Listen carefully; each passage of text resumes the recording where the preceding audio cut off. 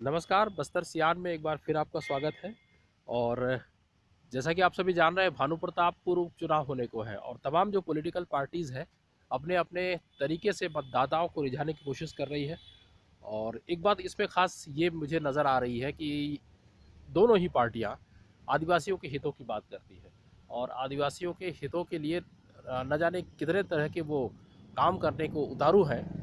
लेकिन इस बीच एक नया घटनाक्रम में मोड़ आया है उपचुनाव में। उसमें ये कि सर्व आदिवासी समाज अपने कैंडिडेट उतार रहा है।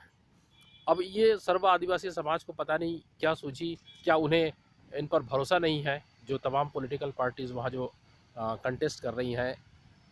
क्या कुछ है इसके बारे में जानते हैं हमारे गिरीश शर्मा से। गिरीश बताएं।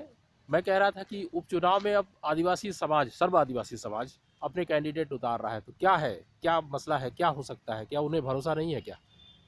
बस्तर में आदिवासियों के शोषण को लेकर आवाज बहुत पहले से उठती रही है और हम्म। आदिवासी समाज उठाता भी रहा है। हम्म। इस पे कांग्रेस ने पिछले साल पिछले विपक्ष में रहते अच्छी राजनीति की थी, जिसे हम्म। नक्सल हम्म। मतलब नक्सली नकली नक्सली मुद्दे को लेकर, हम्म। और उसका लाभ भी मिला। अच्छा। लेकिन कांग्रेस की सरकार आने के बाद भाजपा उस मुद्दे को उतनी मजबूती से नहीं उठा रही है, हम्म। जिसके चलते सीलगेर घटना में एक बड़ा आंदोलन हुआ। हम्म। लेकिन वह एक छत्तीसगढ़ या प्रदेश अच्छा। या राष्ट्रीय स्तर पे वो मुद्दा नहीं बन पाया। हम्म। और वर्तमान में 32% आरक्षण से 20% हो जाने से भी आदिवासी समाज नाराज है। अच्छा। इसीलिए उसने भानु प्रतापपुर में आदिवासी इन दोनों पार्टियों पर भरोसा नहीं करके अपना एक सर्वसम्मति से एक उम्मीदवार अकबर कोर्राम को उतारा है, बिल्कुल। ताकि वो आदिवासियों की आवाज को मजबूती से विधानसभा में उठा सके। अच्छा, एक बात बताएंगे गिरीश कि सर्व आदिवासी समाज इस चुनाव में कूदने से ये जो चुनाव परिणाम है बीजेपी और कांग्रेस का जो होने वाला है, तो उस पर क्या असर पड़ेगा? अब आदिवासी समाज पहली बार मैदान में उतरा है, तो हम्म।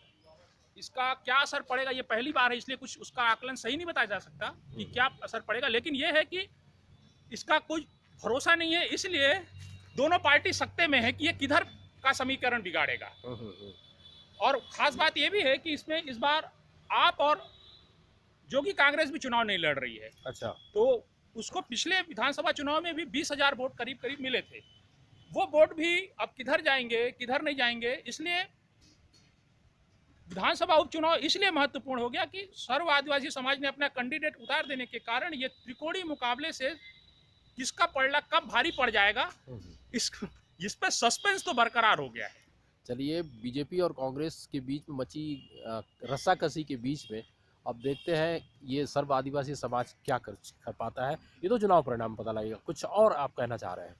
सर्व आदिवासी समाज का विधानसभा उपचुनाव का परिणाम इसलिए भी बहुत महत्वपूर्ण है कि इसके अगर उन्होंने अच्छे वोट बैंक या अच्छा वोट बैंक उनको मिला, तो निश्चित है आगामी विधानसभा चुनाव में बस्तर की 12 सीटों पे भी अपनी उम्मीदवार खड़ा कर सकते हैं, जिससे एक जो क्षेत्रीय पार्टी का एक मजबूत क्षेत्रीय पार्टी भी बन सकती है सर्व आदिवासी समाज। क्योंकि ये बस्तर आदिवासी बेल्ट है और बस्तर बिल्कुल। से ही सत्ता बनती है। बिल्कुल। इसलिए इस चुनाव का परिणाम सर्व आदिवासी समाज के लिए भी महत्वपूर्ण है, क्योंकि सर्व आदिवासी समाज बोलता है कि हमारी आदिवासियों में बहुत पकड़ है।